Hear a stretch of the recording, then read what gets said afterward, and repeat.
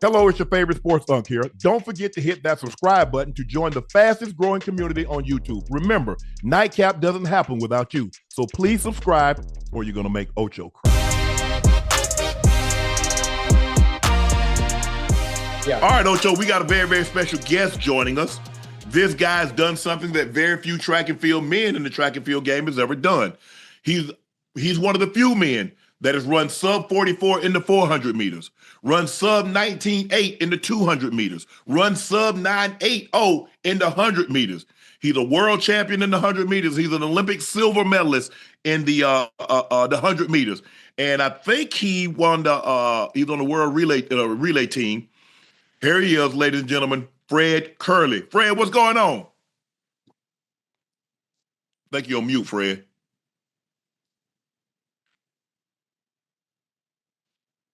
Can you hear me? Yeah, we got you now. We got you now. What's going on, bro? Chilling. Can't complain. Let's start with this. You watched Sid today. 47-78. Two women. I mean, think about it. You had to go to get on, you got to run one of the 10, 11 fastest times ever for a woman just to get on the podium. How impressive what you saw Sid do. Basically, she said this year, I'm done with the hurdles. I'm not doing the hurdles. I'm focusing on the 4 flat. And her sole purpose is to take that world record down. Many thought was untouchable. How impressed are you with what she's doing, Fred? I think it's crazy. It's something that I have not done and been done in 39 years, and to have somebody great as her to accomplish that is amazing. And I feel like she still can go faster. She's just still young and just the open 4. Her baby is the 400 hurdles, but is no telling what she can do in the open 4. I feel like she can go even below what she did. I feel like she's still young at it. Her body's still young. I feel like she can do some amazing stuff in that open 400 meters. You believe she can go sub 47.5? I feel like she can go faster than that. I feel like, it's Sydney we talking about. Yes. So she got talent that I don't think no woman on this earth have got, or no woman have discovered yet. I feel like she's amazing. So every time she touches track, it always have been a world record in her young days. So I feel like the sky's the limit, and I feel like she still got a lot more in the tank. I feel like that 47 where she ran was just chill mode, really. When you look at it, Fred, I think a part of it, because they're talking now that maybe, and Bobby Kersey, he coached FloJo, Gail Devers. Gail Devers was a 2-time Olympic 100-meter champ. We know what FloJo is. We don't need to say anything. Valerie Briscoe, at the time, she married Hooks, and now she's Valerie Briscoe Hooks. She was the first to do the double, the 4-2, in 84 in L.A. Last time the Olympics were in L.A. Guess what? In 28, the Olympics going to be in L.A. Could you see Bobby Kersey going to the Olympic Committee and says, look, we want to do something unprecedented? And the only thing that they can do unprecedented is the 4-4. I feel like she always can do anything, but if the time frame presentable, I feel like no telling what the Olympic Committee can do for any of us. Right. Right. You watch, I mean, I don't know how much of are you watching the World Championship? I watch YouTube University or Twitter University. I get all the news when everything come on them channels. I've not watched it live. How surprised are you with the way Oblique Seville has run this year? Ended up winning the World Championship, the 100 meters. He caught Kashane. Kashane always gets a great start. I was surprised how easy Seville made it look. Noah got the bronze, but Noah didn't have a whole lot of races. Handicap what you saw and what you think happened. I don't think I was so much surprised about the race. He been showing it since I raced him in Jamaica. It's all about peaking at the right moment. A lot of athletes have not raced in September. They end their season in August each year. So every time you end your season early, you don't get that extra boost. And what I saw in the 100 meters, I feel like he was always capable of doing it. He just ended up short-handed. And this year he showed what it was. And for Noah, I feel like I don't think he was so much concentrated on the 100 this year. I think he was so much concentrated on the 200. He lost the 200 last year, and I feel like he wanted his revenge. The 200 is baby. I feel like he want the 200 more than the 100. Yeah, I think so too. To be a 4-time, I mean, he's already 3-peated, so now he wants the 4, something that no man on the track has ever done. I think you saying he's done 4 200 because he got DQ'd, and I think he got DQ'd in 2011. That was just 100. Yeah. Yeah. Okay, let's talk about you. Yes, sir. You had a whereabout violation that you was possibly contesting. I don't know if you're still going to contest that. I'm still contesting. I ain't doing no wrong, so my people still fighting for all that. Okay, but they said you're the first, if I'm not mistaken, track and field athlete to be a part of the enhanced games. Yes, sir. And enhanced means break a world record with the enhancing. I mean, obviously, you're on the protocol. If you're trying to fight to say, well, you know what, I did nothing wrong, this was just a whereabout. I mean, I'm sorry I didn't give you, say I was in Miami and I was supposed to be in LA, or I was in the Bahamas and I was supposed to be over here. Why would you take this step? Why would you do the enhanced game? Come test me. You know what I'm saying? Come test me. Like, I'm not tripping. You can come to my house any second, any minute, any hour. Come test me. I'm not worried about no mistest, no nothing. Come test me. I've been clean my whole entire career. You should come test me. Only thing by signing up to this game, make money, protect my future. Equity is everything. Ownership is everything for me. And they did the exact job. I got ownership. And a lot of track athletes, when they get done with this sport, they don't got nothing to go home to. I've been to 2 Olympic Games and been world champion, right? So for me, my understanding is I got family to feed. Right. I'm going home. You know what I'm saying? Guess what? If I go call somebody, ask to tell me give it $200K, go get a job. I ain't never had no job. You know what I'm saying? Only thing I know is my feet. Run. You know what I'm saying? So nobody gonna tell me how to make money and protect my family. My bloodline depending on me. I'm the first one to make it out. And my whole job is continue to, if I make $100 million, I'm gonna continue to make $100 million each and every year. So my whole job is protect my bloodline. So explain to me, tell me this, Fred. So tell me how the whereabouts so you give them locations of where you're going to be. They call you, or do you put something in right at the beginning of the year? It says, okay, I have a residency here in Texas, I have a residency in Florida, and I have X, Y, and Z. So how does this work? So whereabouts is basically we fill it out each quarter. They got to know all your location. They got to know if I'm here, where. They got to know everywhere. So. Okay. So it's basically every quarter you fill out where you're going to be. But the problem with that, you never know where you're going to be. Okay. Life is life. So it's just like, you just got to give them an hour. They come after hours sometimes. They come when they want to. Simple as that. So basically, for me, it just feel like I'm in prison. My dad been in jail. My dad been in prison. He's still on parole. He don't got to do half of the shit I'm doing to maintain a paycheck. Right. Hey, Unc. Yeah. Hey, Fred, that's the same thing with us in the offseason, huh? It don't matter where you are, they'll always have a test where you at. Yes. Man, I don't like that. It don't matter. Hey, Fred, I remember one offseason, it might have been after that 2005, 2006 season. It didn't matter where I was. See, the problem with football and track, y'all still maintain y'all contract. Oh, okay. We don't. No? Oh, so in other words, once you get suspended, you get no money. Like USATF spend my medical stuff. So what somebody like me I'm gotta go get money regardless. Right. You know what I'm saying? Right. Like we don't get nothing. Like track and field not paying me. Sponsorship paying me. Okay. You know what I'm saying? So have you lost any of your endorsements? I don't got no endorsements. So what people talking about? Is make money at all costs and protect my kids. Wow. So I don't care what nobody say. They not feeding none of them. They not even feeding me. So let me ask you this. You said you want a chance to push your limits. So you say they can come test you now. You know if you take part of this, Fred, you're probably going to get a lifetime ban. Guess what? It's soon happening. Go on, do what you got to do. Hey, just like they got people, I got people. And I'm blessed. And I'm highly favored of the man above. I like it.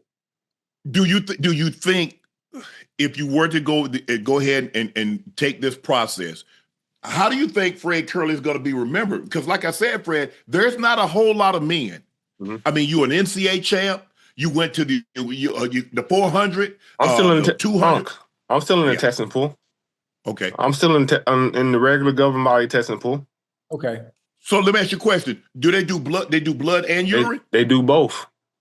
I just Wow. got a piss test today. I'm not tripping. Yeah, you're gonna be good. You're gonna be good. You're gonna be good. You see the problem? I feel like the problem is they scared to pay the athletes. You know what I'm saying? So they can't control us when you're trying to make other form of income. You know what I'm saying? So if they can't control what you got in your pocket, how are they selling that you got the coaches and stuff making more than the athletes? Wow. You got agent making more than the athletes. You got president making more than the athletes. Are they protecting the athletes? You got athletes that can't get sponsorship. You got athletes that work in the job to maintain their livelihood. Yeah. So at the end of the day, it's protecting myself because they don't care about me. It don't matter how much money I make with endorsements. That stuff in. Right. And without endorsements, we not surviving. Right. So what's routine pay for a Diamond League? They say, well, Fred, we want you to come contest the 100 meters.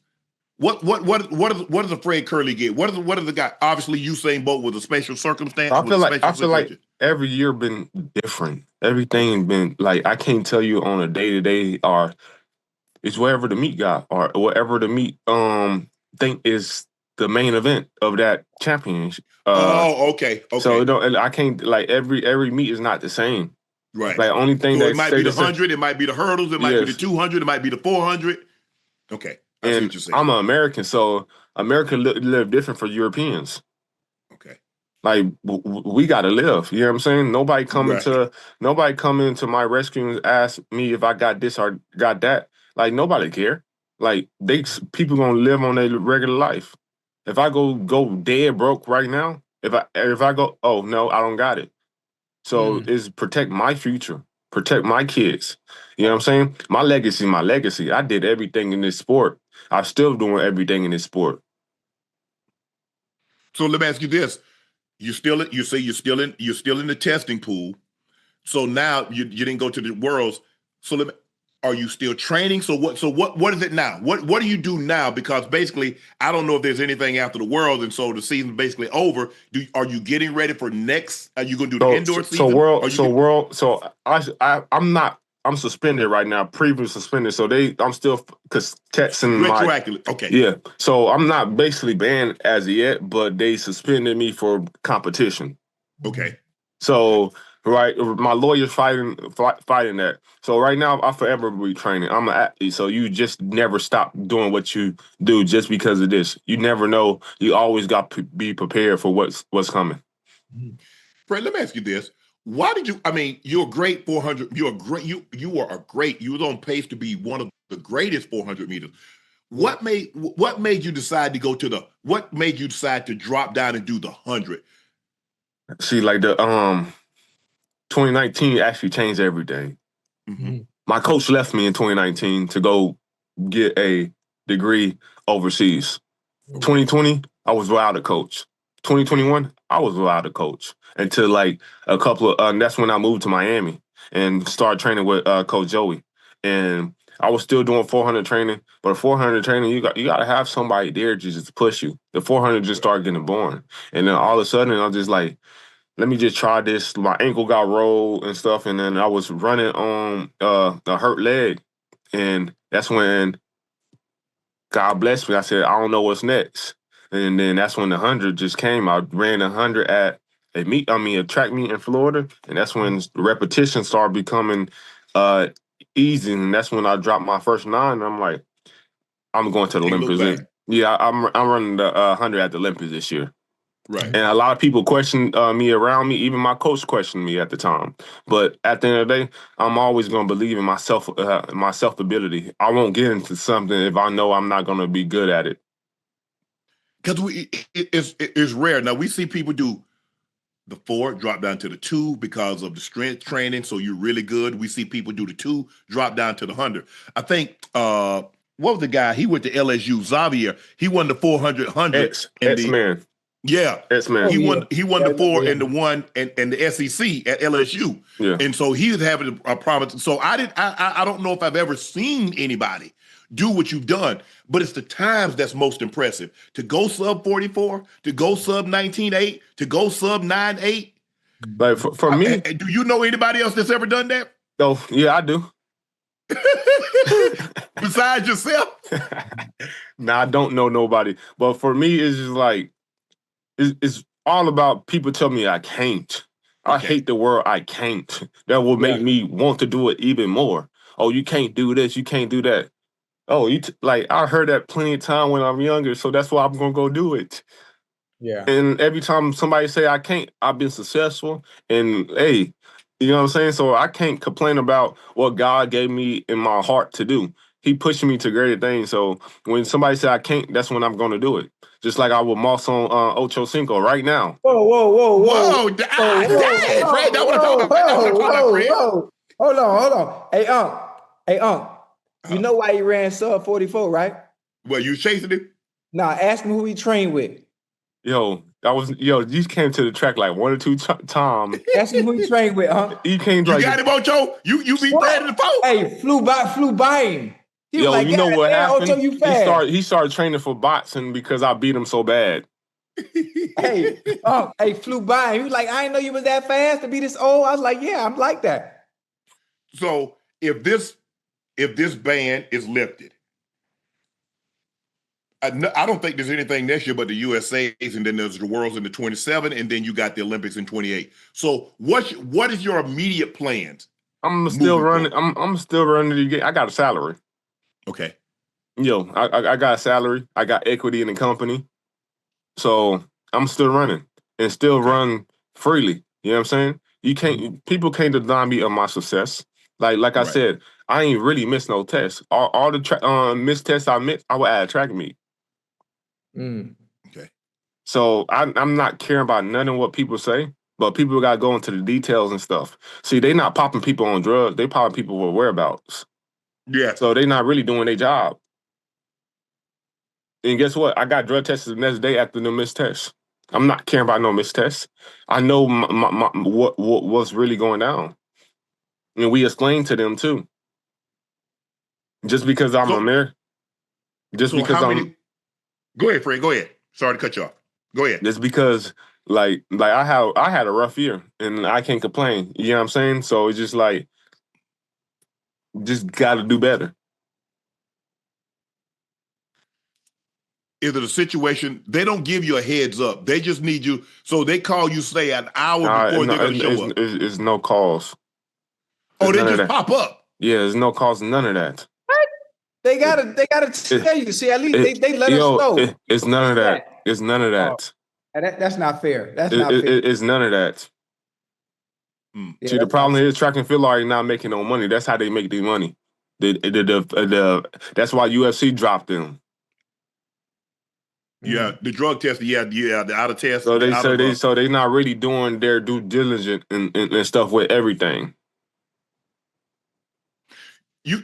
I heard you keep saying Americans. Do you feel that this system is set up to catch Americans while other countries possibly, because everybody don't test like that, like the Americans get? Yeah, no, like right now I feel like we live in a time where that people like the OGs and stuff back in the day fucked it up for us. Sorry for cussing, but they messed it up for us.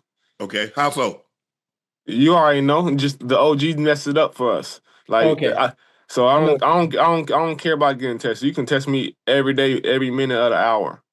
So it's just like the OGs messed it up for us. So in other words, it's like those guys were like, "Well, I wasn't there, and I'm sorry," and so that's why they put the whereabout clause in. Because when they wanted to test, guys said, well, I was over here, I was over there. So now they make y'all every quarter. So every 3 months, you guys got to fill out, well, I'm going to be in Miami. I'm going to be in LA. I'm going to be in Texas. I'm going to be in Georgia. No, we got to give them every address. If I go out to eat, I got to put that address in. Like right now, I got to put this address. Every minute, they can show up at... Oh, no, come on now. They're doing too much now. Y'all ain't no FBI. I'm telling you, that's how it happened. It's like we in prison. Like you got every hour, everywhere you go, you got to do the training block. You got to give them an hour. If you leave the house, go down the street, Hey, they got to know everything. And that's what people don't realize. Like, I don't care. Yo, you can come and test me anytime, but, like, filling this stuff out every minute, every second, it's just like, bro, y'all doing too much. That invading privacy and stuff, too. When we go overseas, we got to fill out every minute, every second, everywhere. You know what I'm saying? Everywhere you go. If I go to a funeral right now, they got to know where I'm at the funeral. People popping up at restaurants to test us. People popping up at airport to test us. Damn. Yeah, I've So been it's basically like we in a plantation. Wow. And the outside world don't know what's actually going on. Because you got people that actually own the stuff, but never getting caught because they're getting paid off. You got active cases right now in track and field that USADA and WADA is not doing nothing about. Because they're getting paid off. Oh, damn. That's a pretty strong accusation, Fred. There's no accusation. It's the facts is the facts. Simple as that. And they know it. They got cases going on right now. You can come and test me any day of the week. And I'm not tripping. I can show you my we get every time we do a drug test, stuff come to my phone. Negative, negative, negative, negative. I'm not tripping. Have you thought about transitioning to football? You won't get it tested as much. No, baseball. It's guaranteed money. Fred, you ain't played baseball in 20 years. You ain't finna hit no pitch. I've been playing. Yo, I don't got to. I can play. Fred, what position you gonna play, Fred? Center field. You know they hit in center field, right? Yeah, and you gotta come to the plate. Yo, you know my speed. I know how to catch. I know you here somewhere in this county where I'm at. You can come check me out. Hold on, you can hit the ball? Yes, I can hit the ball. You in Miami now? No, I'm not in Miami. I'm talking to Unc. I was gonna say let go to the batting cage. This weekend. Oh, you gonna be here? Yeah. Oh, you know, I was a 5'2", like, you know, they would try to draft Marlins in 97. You say you good at everything. No, I promise. The Marlins tried to draft me in 97 out of high school. Y'all Florida guys, y'all gotta stop. No, for real. Fred, that's like when I beat you when we was out there training. Like you was Fred, like, Fred, I know one of the greatest runners in American history. I know you ain't let this man come off the street and beat you, Fred. I did. Yo, you talk about Ocho. Hey, he think he good at everything. You see what he thought he was about to get a soccer ticket too. Look at him. Fred, he think you good at everything, man. Fred, be honest. Unc right here. Now I didn't beat you when we ran 250s. I ain't never done no 250 in training in years. So what you talking about? What we was doing that day? What were we doing? I think 150. We were doing something. What were we doing? I ran it with you. I don't know. What were you doing? Whatever it was, I blew by your ass. I know that. Yeah, I just want to know what we're doing. I can't remember. Hey, we can line it up this weekend. Oh, hey, I got my camera ready. Well, bring your camera out. I've been training. You've been training? Hey, I train every day. You probably be like your glasses lopsided when I get done with you. Okay. Keep that same energy. Matter of fact, I feel so good. I give you 5 meters. Huh? If you can, what y'all running? I give you 99 meters, and we going 100 meters. What you running, Ocho? You want him at a 40? You want 40, 60, 100, 200, 400? You know what? I don't want to handicap him. I want to give him a chance to actually try to catch up. So we'll go 80 meters. 80 meters. How much? Yo, the first 60 you done. You ain't no chance. The first you 60. can't even beat T.O. Hey, that's my dog. That's my dog. You can't even beat T.O. Hey, that's my dog. But listen, I'm a different horse. I'm a different thoroughbred. I beat you. You are a world-class athlete. You're a world-class sprinter, and I smoked you. And I'm just being honest in front of the people. The world need to know. The world need to know that you the biggest cap in the history of sports. I ain't even got no. I got a cap right here. That's about it. Fred, we're gonna get you out of here on this one. Handicap the 200 for us. You got Noah. The Jamaican ran really good today. He broke it down, but he looked really good. And then you got Tobogo. You got Kenny Bednarik. How you see the podium? The podium. I feel like Noah's going to take it. Tobogo second, and Jamaican third. Wow. Wow. But I believe somebody's injured in out of 3 of them. So I don't know. Three of them look injured, but hey, you never know. So hey, you could tell they injured by watching. Yeah, I'm an athlete. I'm like a track athlete, so you can tell. Right. Like you can tell people forcing their runs and stuff too. Right. So, so those are 4 people going to be on the podium regardless, but you never know. Right. So you think I think Noah's going to take it because I feel like he got something to prove, and because what happened last year. But you never know. Tobago, a sneaky mother. Man, Noah came out with the shorts today. I don't think I've ever seen Noah running shorts. Noah normally runs in the singlet. Now Noah's be running in the shorts, but I feel like he got something to prove. So he does. I feel like we're gonna see some nasty stuff in Tokyo in a couple of hours. Wow. So you think he's still seething from losing that 200 in the Olympics, getting the bronze, because he really wants to go. I mean, the gold medal, I think the gold, but like you said, the 200 is his baby. And he has yet to get the medal. He stand atop of the podium at the Olympics. And so he's like coming back, look here. He's got something to prove. He got something to prove, and definitely in the deuce. I feel like he got something to prove, and I feel like he's going to show the world what Noah's always been Noah. So I feel like he got something to prove in it too, but Tobago always sneaky. He probably faking like he got injured and just show up. What kind of time do you think you're looking at? What is he going? In 1950 he ran 1951, which was the world lead. They go at 1904, they're going to be between 19.3 and 19.7. Woo. Wow. I feel like he's going to be something fast. Wow. It's going to be something fast. And I won't be surprised 19.2, but I feel like 19.3 to 19.7, those are going to be the winning times. You think they're in that kind of condition? I feel like, hey, that's his last race of the year. He did what he got to do, and did some of them probably jogged some of the races. But I feel like history always be determined when championship come. The real dog come at championship, and Noah proves over years he always show up. So he probably gonna show up. How you like the women? Sharika Jackson looked good. She ran 21.99. You got MJ, Melissa Jefferson-Wooden. I feel like Melissa gonna win the 200. She set some people up this year. Ooh, and so she definitely did. I can't my one is that's her. You know what I'm saying? The other 2, Sharika is gonna probably be on the podium, and the third, I don't know about the third because it's all over the place. Because you got some faces that fighting just to run some of them times in the semifinal. Right. All right. Fred, thanks for joining us tonight. We wish you the best of luck in your appeal of the suspension.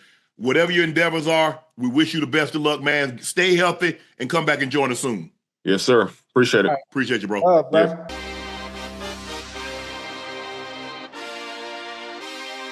After nearly 2 decades, 19 years, Sonia Richards-Ross held the American record in the 400 meters at a time of 48.70 on the exact same day. 19 years later, Sydney McLaughlin took it down. In the semifinals of the World Track and Field Championship, McLaughlin clocked 48.29. I think that's off Asher's the 7th fastest time in history, not the 11th, but it is the fastest time by an American. She took 0.41 seconds off the American record. Sid said she was shocked at the performance, saying she wasn't expecting that. That's a blistering time, and she backed it down at the end. Maybe I'm the only one alive that remember when Madarina Koch set the world record of 47.60. There have only been 2 women that's ever cracked sub 48. Krachalova, who's an 800-meter runner, Ocho, she ran 48.90. She ran 47.99, and then Koch ended up running 47.60. And if I'm not mistaken, I think she ran it from lane 2. Now, Nasser has been down there. I think she's 48.11. I think Paulino, who's actually in this race, I think she's run like 48.17. Marie-Josée Perret, the French lady, she's back-to-back Olympic champ. She also won the 200 in Atlanta. She won the 4 and the 2. I'm trying to think who else has been a low time. They had this Russian, Brazina. She ran on the 88 team. I think she was the one that held Flojo off, if I'm not mistaken, Ocho. My memory serves me correct. There've been a few. Kathy Freeman. There've been some great 400-meter runners. Valerie Briscoe, Hook, Kathy Freeman, Perec, Nasser, Polino, Coke, Krachalova, but Sydney McLaughlin. And she said something very interesting. She said, look, let somebody go up under 48 before we start talking about 47.60. Because I don't think understand what people understand just how fast that is for a woman. That's booking. Yeah. You literally, you're gonna probably have to go out in 22 seconds and hold and come home in 25, 5. Let that sink in. Because normally they're going out in 23 and try to come home in 25. She's going to have to go out in 22 and come home in 25 and a half. She's got the people in the race that can push her. Nasser takes the pace out. Paulino liked the track. She played with fire there and almost didn't make it. But we'll see what her Sydney's fitness is impeccable. I believe it's going to take low 48, 48-0, or they might have to dip under 48 in order for her to win this gold medal. Yeah. When is that race? Well, I think it's today already over there. Well, today. Well, it'll be today for us, tomorrow for us, because I think they're a day ahead of us. Yeah. So it'll be Thursday. So it'll be Friday for them. So I mean, Sid, man, and she told Lewis she wasn't expecting that because, normally, Ocho, I'm doing just enough to win, to qualify, get preferred lane, and then now in the finals, I can drop the hammer. But to run 48.29 and take 41.41 off the American record, she was cruising, Ocho. She was cruising. She was cruising. And see, this is why Femke Bol, the Dutch runner, can't beat in the hurdles. She ain't got the foot speed. Mm-hmm. Right. I mean, what you gonna do? What were you gonna do with someone that can run 48 seconds? I mean, it's gonna be very impressive if she abandoned the hurdles and sets her sights in 28 in the open 4, and she get the world record in the 4 and the hurdles. Yeah, Lord, because I didn't think in my lifetime I would see somebody get this coach record. This record's 40 years old. I thought that Ocho. I mean, nobody's come close. There's only been 2 women in the history that's ever run sub 48. So what? And nobody's come close. Like Nasser ran 48.11, but she got popped. Right. So like, Perec, when she ran the French runner, when she the double 400, there ain't been a whole lot of women double up. I think Shawnee Miller-Weibo, I think she doubled up also. But Ocho, that's booking. That is booking. Very. And I think people really don't understand how fast it is. In reference to you saying booking, unless you watch track, unless you know track and understand. Or you ran track and realize how hard it is to run. It's how hard it is to run a 50-second lap, unless that's a spec. To run 49? Yeah. To run 48 for a woman? Yeah. And then we talk about 47. If Sid break this world record, that record might be like Bolt. You might have to go 3, 4, 5, about 3 generations before you see somebody break that record. Or somebody see you break it again. Yeah, because I think that's what's going to happen with Bolt. Because we haven't seen anybody come close. The closest anybody's ever come was Tyson Gay and Johan Blake at 968. He's at 958. Hey, but Bolt was moving in that race. I still believe Ocho, had he not celebrated Beijing, hitting his chest. He's low 950. He might even go sub 950.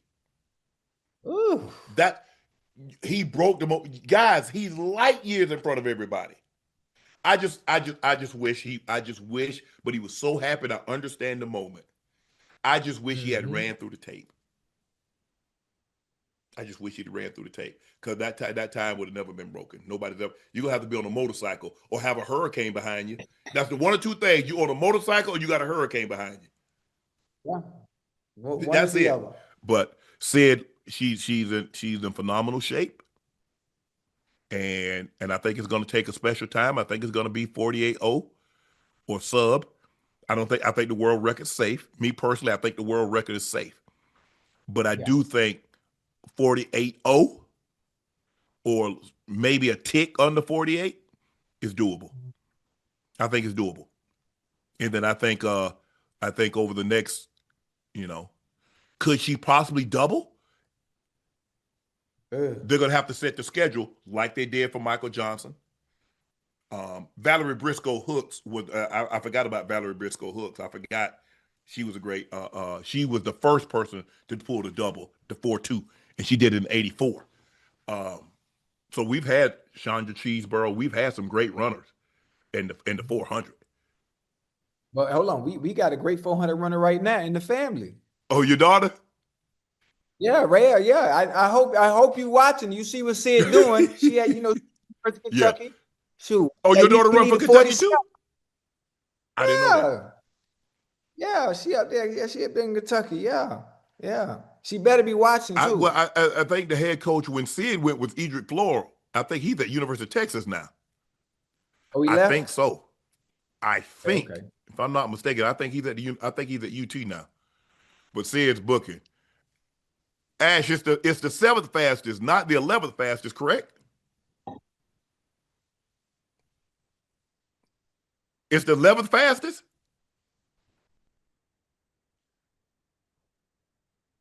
Nah. I'm going to disagree. Because 47.60, 47.99, 48.14, 48.17, 48.25, Marie Jose Perret, 48.27, Olga Brzezinski, and Sydney McLaughlin, number 7 at 48.29. So I don't know where they get this from. The 11th fastest time is by Kathy Freeman, 48.63 at the Olympics in Atlanta.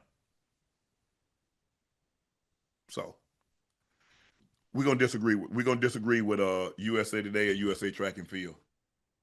Yeah. Oh, I would disagree. The 11th hold on. This says the 11th fastest time in history. How?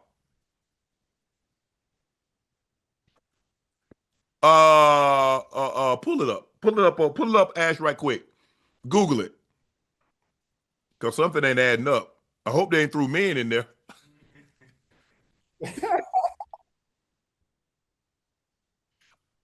Okay. So what they're doing, if she ran more than one time under Sid's time, they're counting that.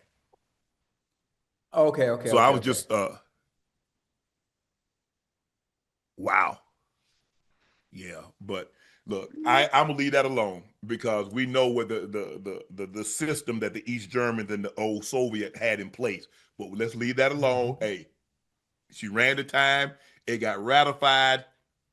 Hey, we'll leave that alone, Ocho. Okay. The 11th fastest time, the 7th fastest person, because Coke ran she ran 48.16 twice, and she ran 48.22. So she got four of the top fast seven times in the country. Gold medal in the 110-meter hurdles. Grant Holloway's trying to four-peat Ocho has come to an end. Cordell Tinch. Who did I say, MJ? Who did I tell? I got Cordell Tinch. Ran 12.99. Orlando Bennett, Jamaica, 13.08. Tyler Mason, Jamaica, 13.12. Richard, the Japanese runner, ran 13.18. Jacoby Tharp ran 13.31. So it stays in the house. I mean, it ain't the same person, but it's in the USA. Hold on, what Flamingo? What place he came He in? didn't make it to the finals. It's been a rough year. I don't know if he's injured. I don't know what he's dealing with, but he didn't even make the finals. Yeah, he was a 3-time world champ, 3 consecutive times, and he didn't make the finals. Damn. Yep.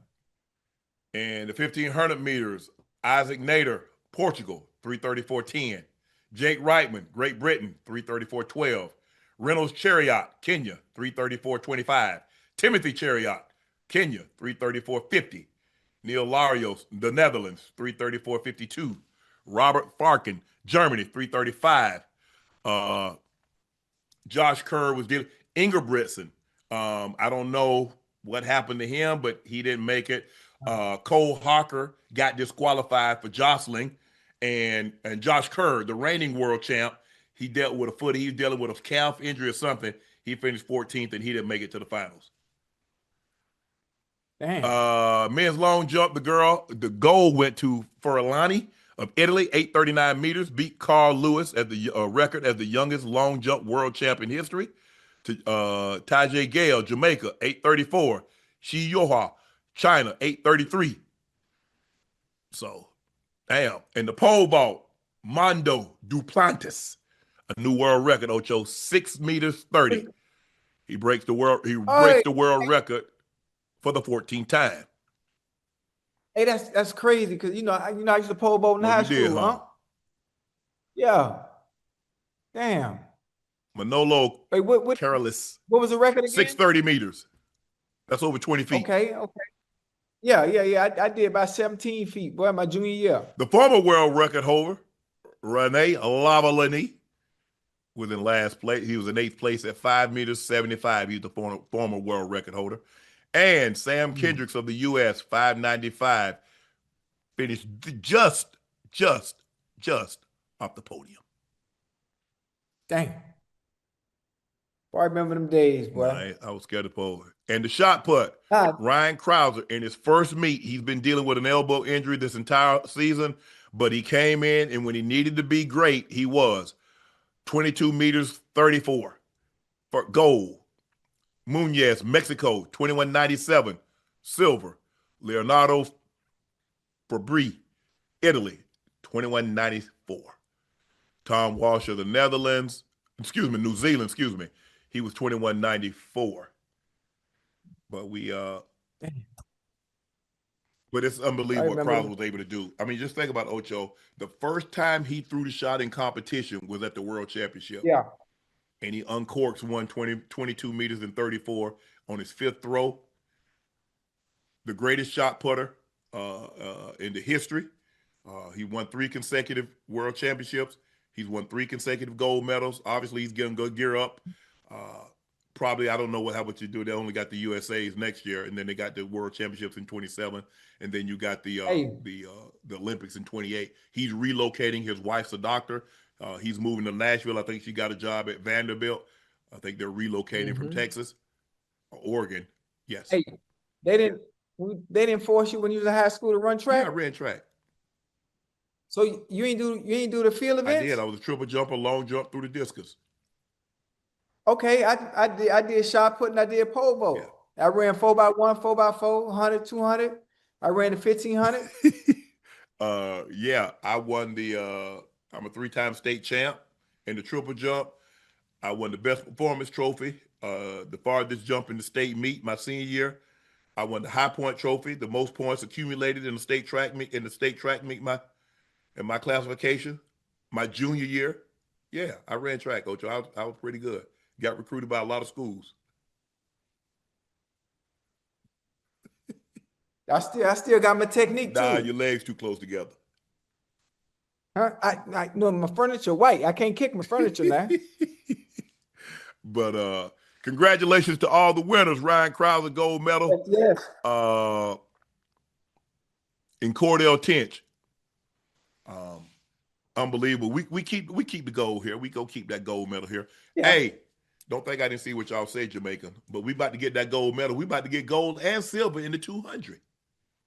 Let them know. Talk to them. Y'all be talking. Y'all make it seem like the Olympics just inserted the 100 meters in 2008 when Usain burst on the scene. Now, I'm not going to take anything away from him. He's the greatest sprinter to ever live.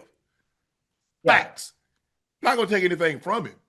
But when it comes to sprinting, and it's incredible what the Jamaicans have been able to do when you look at Ocho, a country that size. You're talking about, what, 4 million people? Yeah, if that. Yeah, and to have the greatest, I mean, and some of the women, I mean, you look at Shelly Ann Fraser. I mean, they've always Merlene Ottey. She never won gold, but she was always silver, bronze on the Olympics and the World Championships. So they've had good sprinters. VCB, Veronica Campbell Brown, Sharon Stewart. They've had great women sprinters. So don't get me wrong. I don't want to say anything, but y'all know what time it is, right? Y'all know what time it is. Okay. So if you go back and look at the World Championships over, say, the last 15, 20 years, I mean, we're right there. I know y'all think the Jamaicans, been running fast, but go back and look at it. Go back and look it up. I know y'all only go back to 2008 because Usain, and I get all that. But the Olympics, the modern Olympics is 130 years old. They first instituted the Olympics, the modern Olympics, in 1896. I'm just, I'm just saying. If you look at it, yeah, gold medal in the Olympics, gold medal in the World Championships. I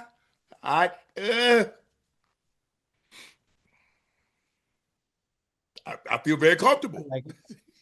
Yeah. Do y'all have the greatest male and female woman sprinter of all time? Yes, Usain is the greatest male sprinter. He's the greatest sprinter. Woman sprinter is Shelly Ann Fraser Price. Absolutely. I'm not arguing that. I'm not arguing that. Shelly Ann is unbelievable.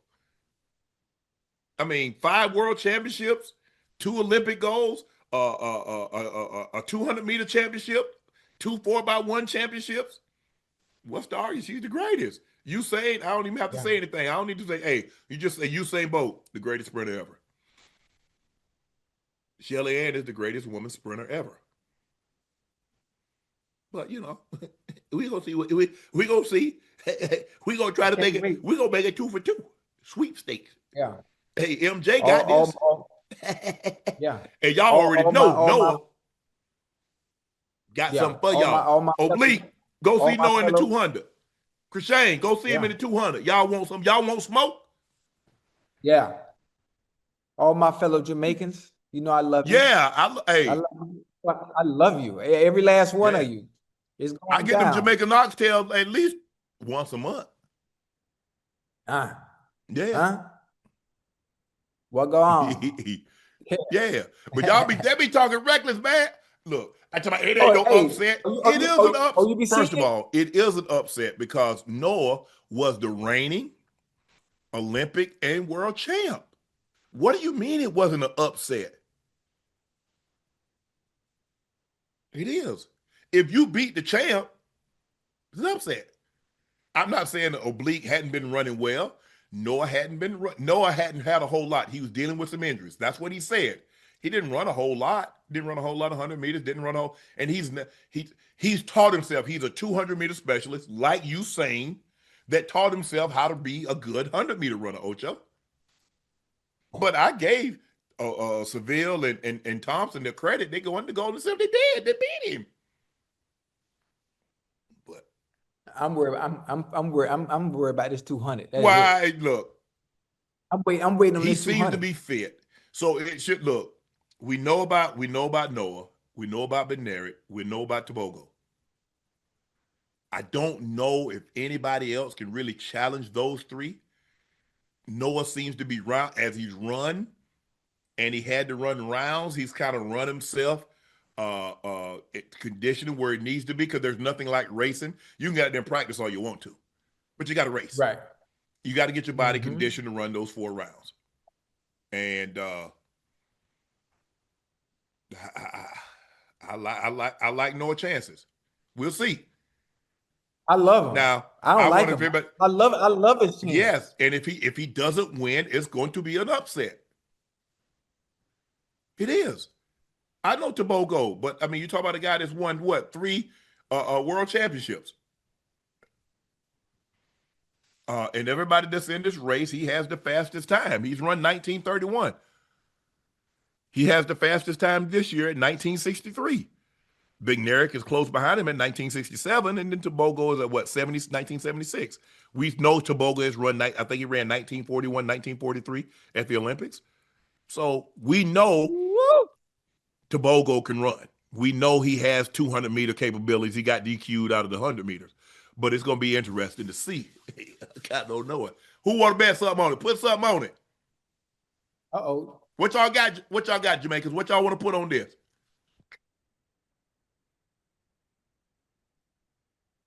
What y'all want to put on? Make a lot of yourself.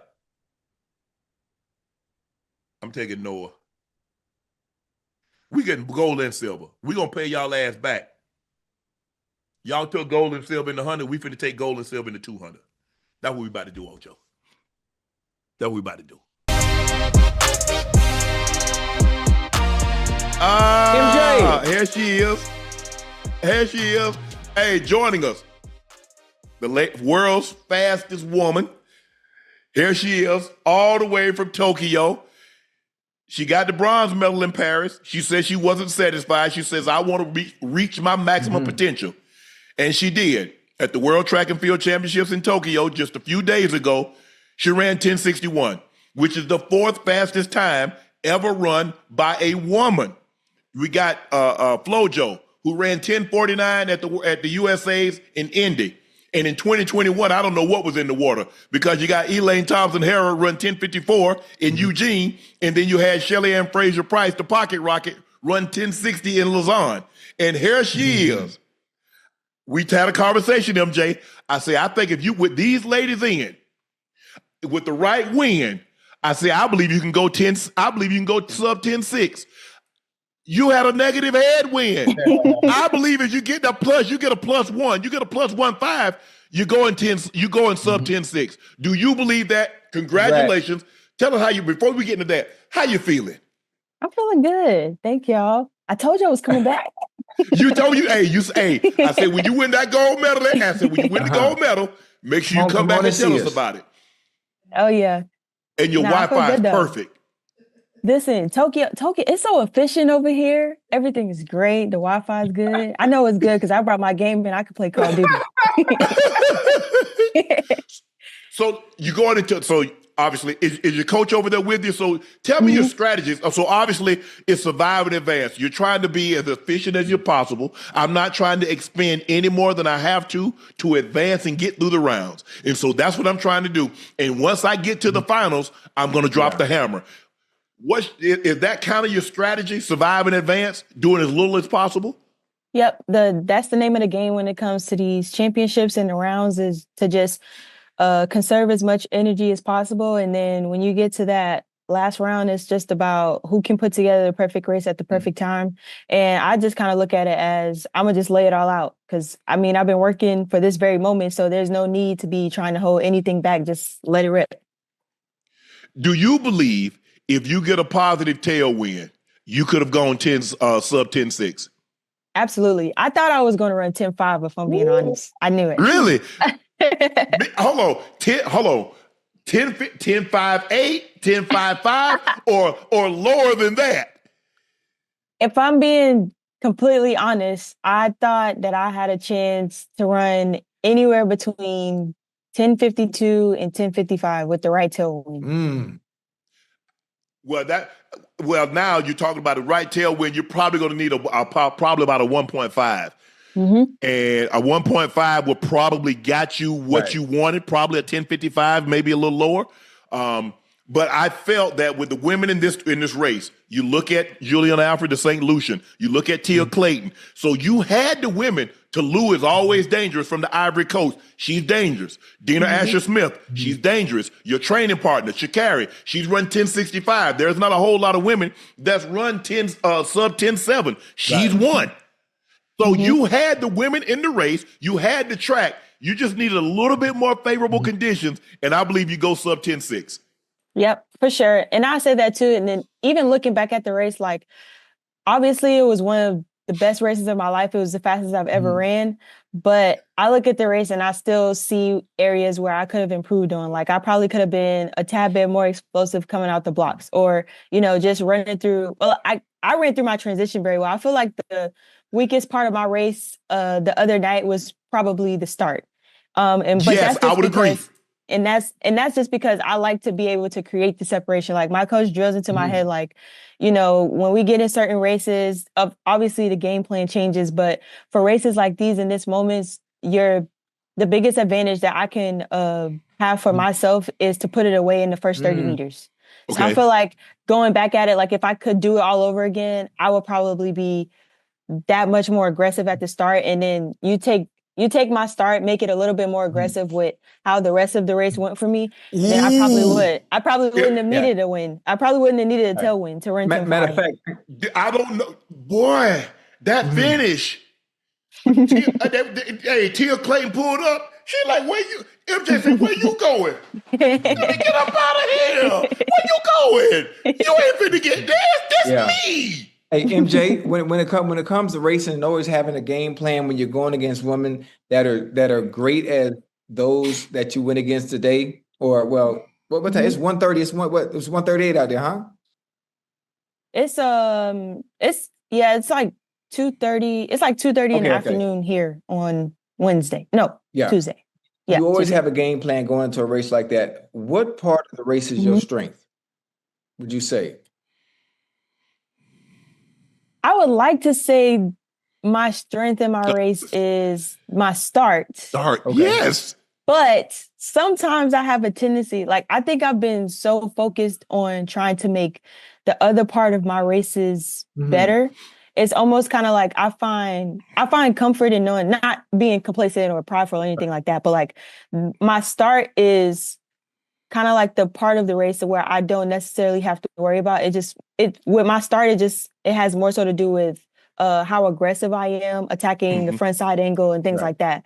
But I really try my hardest to focus on the other parts of the race. So like the transition, the acceleration, the keeping up with my frequency. Like I've always had the frequency, but in the past, I just wasn't strong enough to be able to meet or let it get the best of me, if that makes sense. So like my legs could be moving this fast, but then if my arms ain't doing that, like if I can't keep up with the amount of turnover and frequency that I have, then that's when things start to go wrong in the race.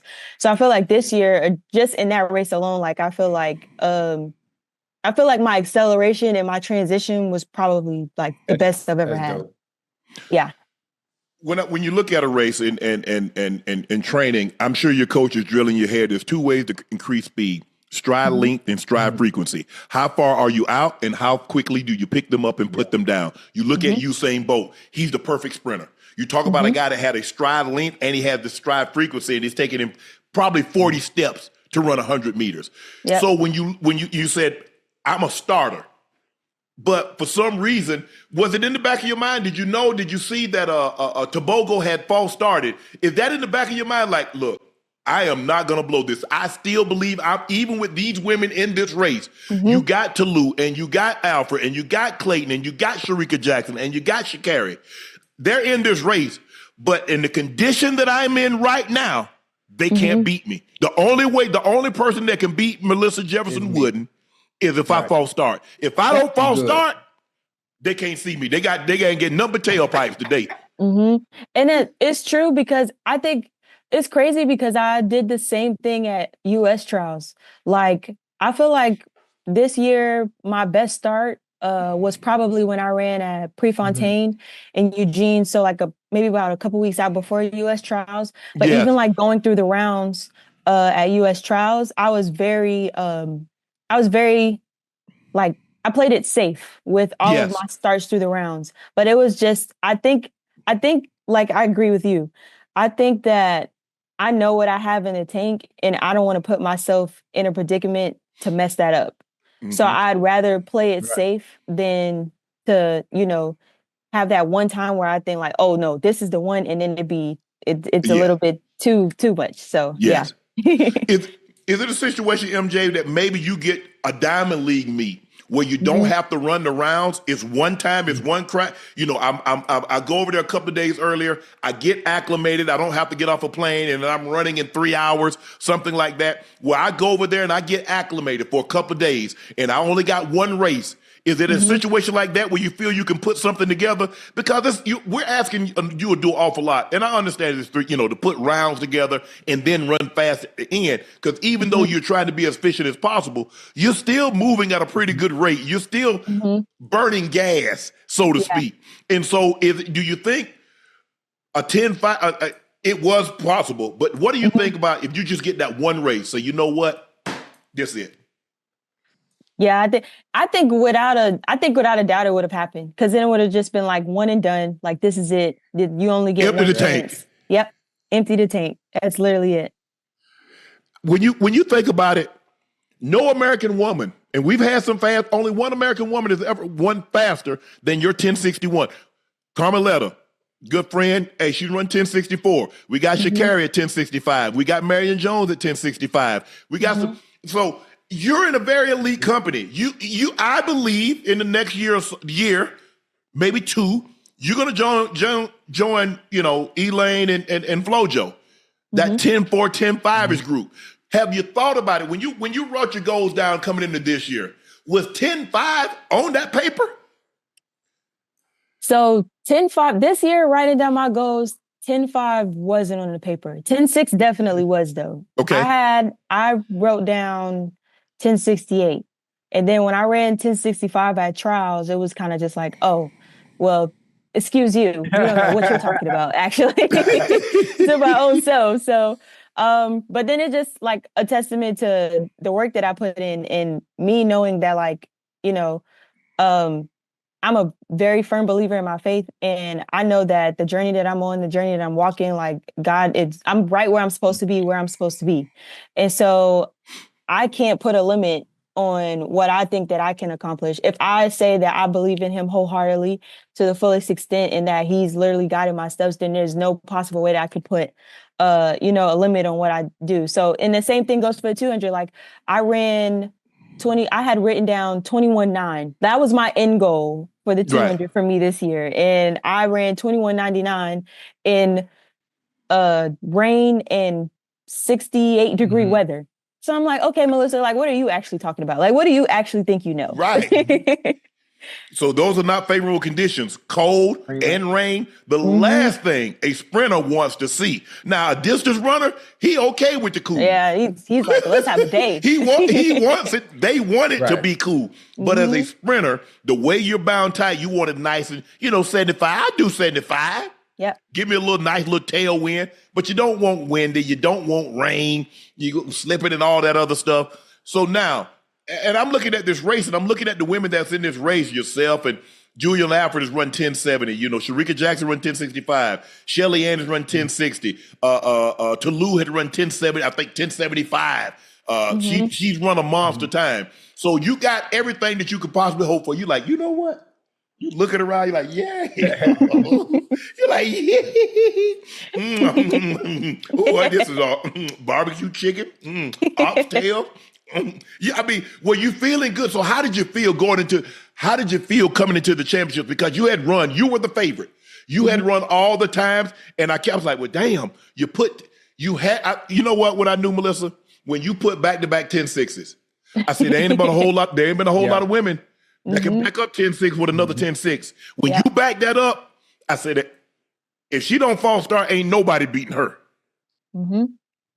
Is that when you knew you was ready to run fast? Really fast?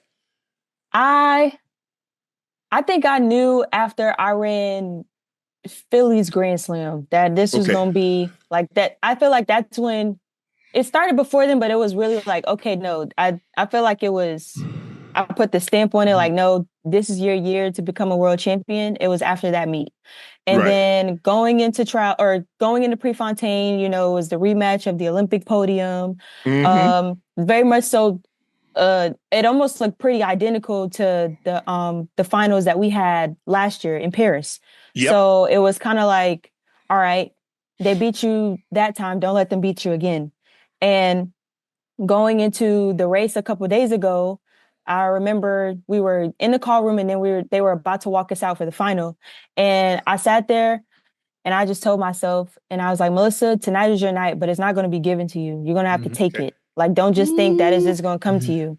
And then I looked around and all the women that I was getting ready to race against, they had all beaten me before. And I said, well, they won't get me twice. And that was the last thing I told myself before I got to the line. Come on now. That was the last thing I said before I got to the line. And then after the gun went off, it was just like, well, here we go. But I can honestly say, and I follow track and field, and everybody knows I'm a big track and field fan. I don't know if I've ever seen anybody finish as strong as you did. I mean, because when Teal Clayton challenged you, it's almost like racehorses. Because a lot of times, talking to Bob Baffert and some famous trainers, Ocho, they say they'll tell their jockey, let the horse pull up next to him. That horse knows he's in a competition against this other horse. He just needs to somebody pulls up to his bumper. And he knows he's there. Now he gets another gear. Melissa, when Teal Clayton pulled up, I was like, okay. Oh, I said, oh, ooh. And then you like, where are you? Where are you going? I ain't even hit this turbo. I ain't dropped this nitrous on you yet. Ooh. I said, well, damn. Did you know? Have you rewatched the race? Did you see that you got another gear? Did you see that for your own self?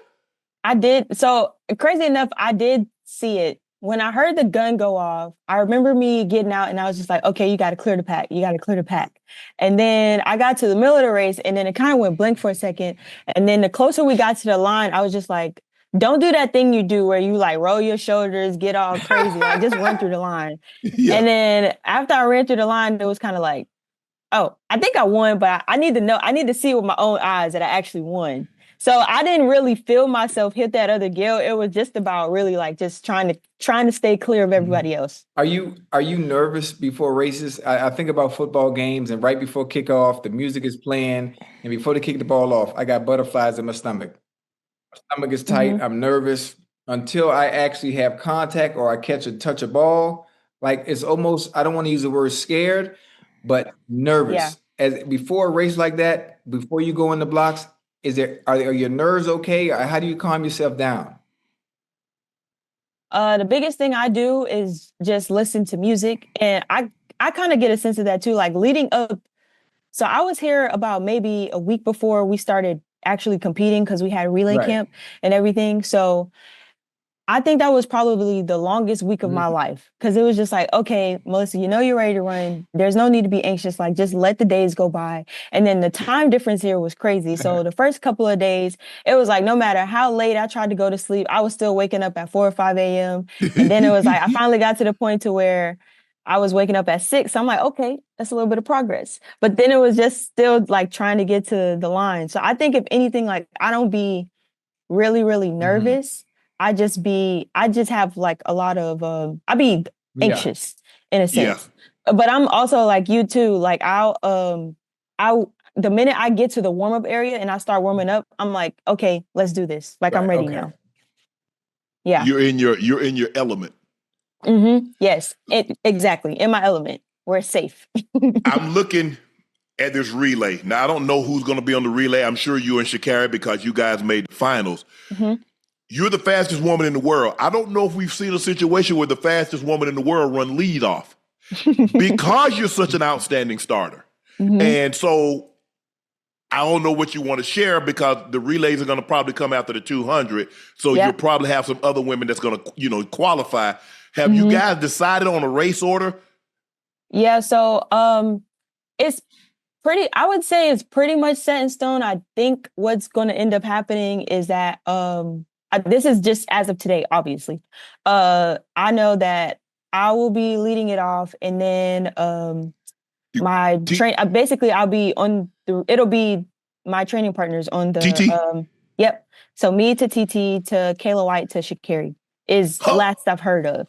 Last I've heard of anything. Nothing's final yet. We about to get the goal. This is like unofficial, okay? So if something changes, just say okay, that's what I'm saying. Disclaimer. So think about that, Ocho. We got the fastest woman in the world running lead off. Hey, the stagger already caught. I don't know who y'all got. I don't know who. Hey, we're probably gonna get lane 5. But 6, 7, and 8, I'm coming. 9, y'all these stand a chance. Y'all buy with just 8. Coming to get that. I'm switching them that order because you're not finna make me look bad and have this stagger walk down on me. Because what's ahead is caught, what's behind stays behind. That's what Coach used to tell her. Son, what is ahead is caught, what's behind stays behind. Because you already know she gonna eat up that stagger. Because ain't nobody else got their best runners on the first leg. Most people put their horses, they put them at the second or they put them at the third. Occasionally they'll sprinkle the ankle leg, but you could be so far behind it doesn't matter unless you Usain. But ain't nobody got no Usain. We got Usain, and she running first leg for the Americas. Y'all, hey, you need to hit him. Hey, hit him with that piece out. Just get the baton around the track. That's all you got to do. We got the fastest 4 women. Let me take that back. We got the fastest 6 women. You take anybody's 6 women that's currently going to be in this relay. We got the fastest 6. Get the sticks around the track. That's all we got to do. Yep. That's all we got to do. We got this. We got this. We got this. We got it. Because we got it to a great start. We won the gold in the women's discus. We won the Krauser won the shot. His first meet. All year. All year. 3-time Olympic gold, 3-time world champion. He only the second man to win 3 consecutive world championships. Oh, we've been doing, what the hell? We done a well gold or something, didn't we? Oh, we're gonna win the gold. We're gonna get this gold in the 100-meter hurdles too. Cordell Tinch, I'm going on the record. Cordell Tinch gonna get the gold. Ooh. I'm going with Cordell. Already? I'm going with Cordell. Yeah. You going with Cordell? Huh? Okay. Yeah. Okay. Ooh. Yeah, for sure. He's been running great. He's the only one that's gone under 13. I mean, a lot of guys, 13 flat, 1301, 1305, 1310. Hey, he can cover some ground. So I'm going with Cordell. Going with Cordell. You know what I'm saying? Cordell. But I mean, so when you win the gold and you go back to your room, could you rest? Or were you just so excited, like you just looking at that, like that goal, like, damn. So what's crazy is after we do media and then the other things, we got back to the hotel room and then I actually had a chance to like meet up with my family and everything. So my parents and I have aunts, uncles, and cousins out here too. So I had a pretty good crowd of people to come all the way over here to support me. Wow, so I that's spent awesome. some time with them. And that was good. And then by the time I think I got to bed maybe around 3 a.m. But I was actually proud of myself. I slept for 6 hours and I feel like that's a win. Really? Yeah, because last year after Paris, I slept for all of like 3 and then woke up the next morning, was on my phone just checking everything. So who's DM'd you and said congratulations? Is there any like celebs or other athletes or entertainers that's congratulated you? Okay, so I have one. I have to make sure I say his last name right. But his name is Daniel. I believe it's Daniel. Okuya. Daniel LaBelle. Daniel LaBelle. So he who is he? He's really big on social media. He posts like different videos and it'd be like little funny stuff. It'd be like I believe one time he raced against Speed. Okay. But yeah, I just like his videos. It's like he has like 8.1 million followers. And I saw he messaged me, he was like, congratulations. And I was like, huh? Like, oh my God. Thank you. We got to get your followers up too. We got to get you up into the 3 and 4 million. Yeah, hey, we Chad, there. y'all do us a favor. Go follow. Give him your tag. Give him your handle. How can they find you on Twitter? Okay. So on Twitter, my name is at Melissa MELISSA Janae JANAE 21. Okay. And then on Instagram, IG. On IG, it's at __ Melissa J 19. Wow. Were you always fast, Melissa? I mean, growing up in South Carolina, could you? I mean, I don't know if you have siblings, but were you the fastest girl in the neighborhood? Were you the fastest? Could you outrun the boys? Some of them I could. It was definitely like that. But I was like always fast on like the level that I was. So I went to a smaller school. My high school, I'm from the country, so my high school was like we went back and forth between 1A and 2A. And in South Carolina, that's like real small. My graduating class was probably like, my husband will laugh at me, but it's probably like 80 kids.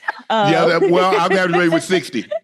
Okay. So about 80 kids in my graduating class. And then Coastal Carolina, obviously is a smaller D1 school. The Chanticleers. Yep. Chance up. And then, so that was like a smaller D1 school too. So it's pretty much like I've lived the underdog life of just, being fast at the level that I am and being in that area. Then it wasn't until like 2022 where everything, like one meet just literally changed everything. That's what I wanted to ask you, because you said I was fast for where I was. It wasn't like when you go look at Shakira, she's at Texas where they got 3,000 kids, and she runs what she runs, and she goes to, in her freshman year, she wins the NCAAs. Or you see Gabby Thomas, how she bursts on the scene. Or you see Sydney McLaughlin. That wasn't the case for you. When did you realize you could be a pro? Or was that always your goal, to be a professional track and field runner? I didn't think that I could crazy enough. I knew that one day I would go to the Olympics. I didn't know when, but I just knew that I could because of a coach that I had in high school. My freshman year of high school was that was my second year doing high school track. And then when I got to college and I had the coach there, that's when I was like, I think this is what I want to do for a living. And I got to college the fall of 2019.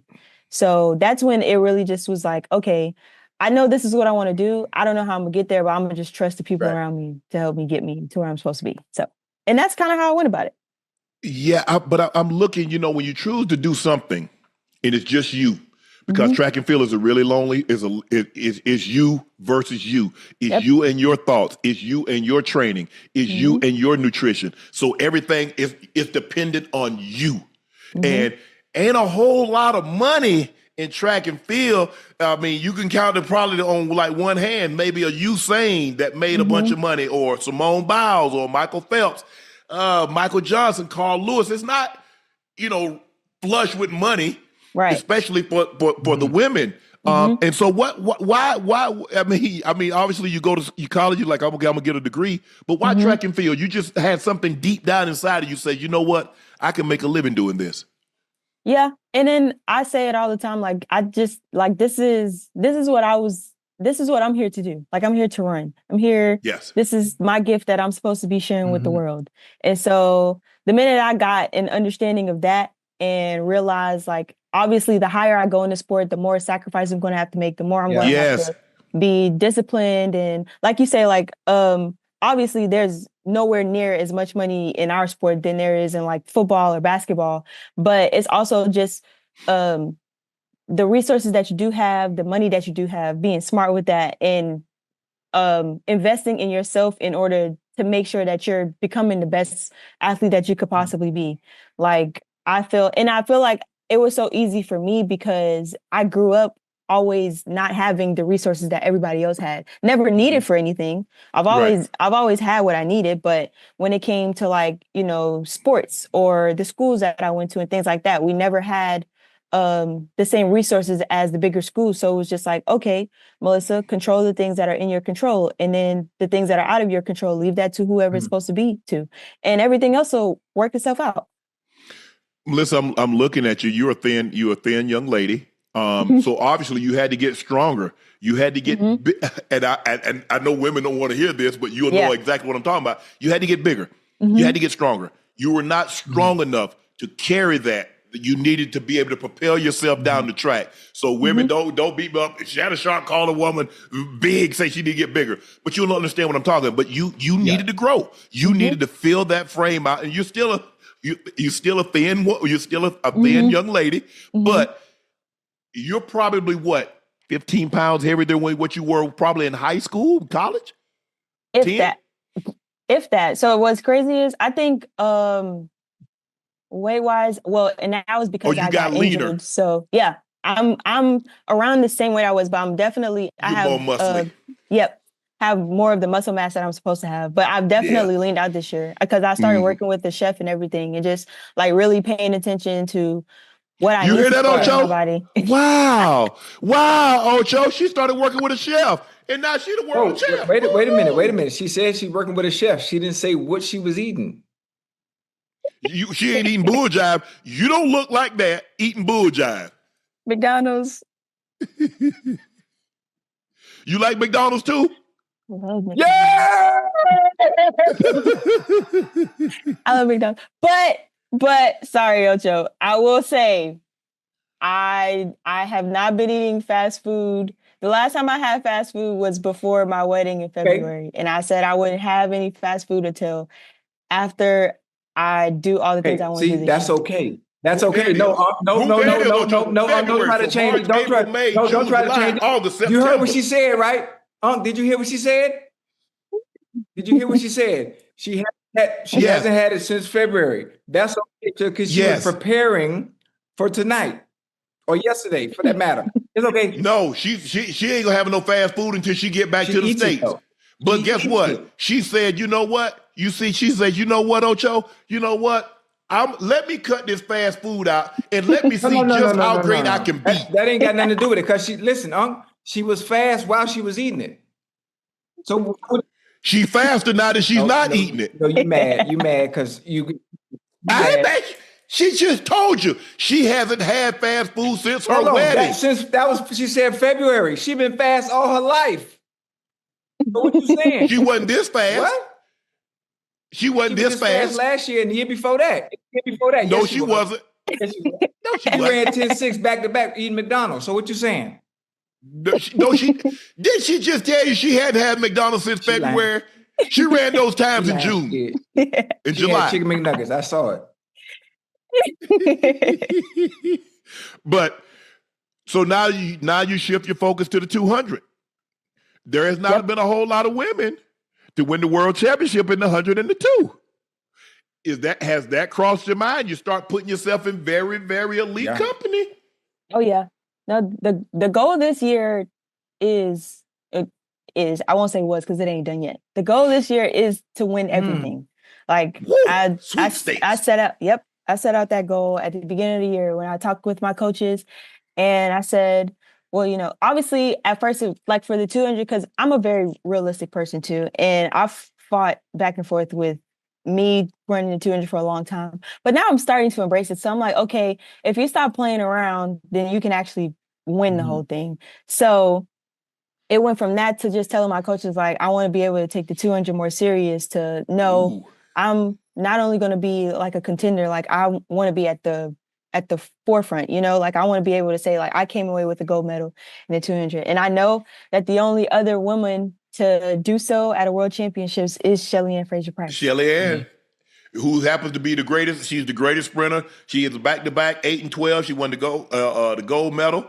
And then and then she got 5 world championships in the 100, and she won the 200. So you're absolutely right. That's why many label her the greatest woman sprinter in the history of the sport. And it's hard. Look, it's hard to deny it. I know Elaine has won back-to-back 100s and 200s. Bless her heart. But when you look at the totality and the longevity, she won a world championship in the 100 at 35.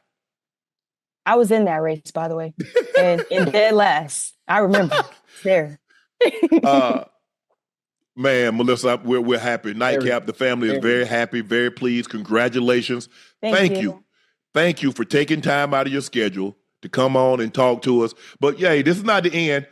So what's next? After the World Championships is over, your season's over, now you go eat some McDonald's, or you go get some oxtails, or you go get some shrimp etouffee. Oh, you're from Low Country. You down Georgetown near Charleston. So you going to eat some rice, neck bones. That's what I'm talking about. That's what I'm talking about. Can't wait. That's what I'm talking about. Yeah, see, she down there them Geechies. She down there in Georgetown. She way down. See, hey, Ocho, she'll tell you they got up when they brought us, they got off the boat down there close to where she at. Man, congratulations. I know everybody in South Carolina is very proud of you. We're proud. We're extremely proud of what you've been able to do, but don't be satisfied. Be greedy. Oh, yeah. Be greedy. This is what I tell people. They say, but man, They say, Shannon, if you cheat on the test, man, you don't want to get them all right. I said, if I'm going to cheat, I'm getting 100. You there now. Don't be satisfied. Well, I got 1 gold. I'm happy if I win the silver, the bronze. No. Double gold. Do something that very few, and we don't know how. So think about it. In the history of the World Championships, the World Championship started in 1983. I don't know if you know this. In 1983 in Helsinki, I know. Only Shelly Ann has been able to back it up with the 100 and the 2. So you get an opportunity to do something that hadn't been in 40 years of World Championships. Whoo. It'd be special. Congratulations. Thank Melissa, you. Congratulations. We're going to be pulling for you. We're going to be watching. Hey, when you get that 200 gold, Come on back. Okay. Come coming back. on back. All right, we'll see you. I'm coming back. Jefferson-Wooden, the World Championship 100-meter gold medalist with the 4th fastest time ever run. Show us the medal. Yeah, I was just about to say that. You should have had the medal on the whole. Oh, I'm you got it in sorry. the box. There you go. Look at that. Oh, it's not. Yeah, there we go. We can see it. Back it up from the camera so it focus. Back it up a little bit, Melissa. Okay. Hold on. Let me just turn. Right there. There you go. That's go. Nice. Hey. Yeah, that's nice. Yep. Got it last night. Round of applause. Melissa Thank you. Jefferson-Wooden. Congratulations. Stay healthy. Hey, get all of them. 100, 200, 4x1. They might need a leg. They might need a leg on the 4x4, but I told them to hold off. Please hold off. If they want to win, they don't put me in there. Not this year. I need some time. Well, congratulations. Go enjoy the rest of the evening with your family and your husband. Tell everybody at Nightcap we said hello, and we look forward to talking to you very, very soon. Thank you.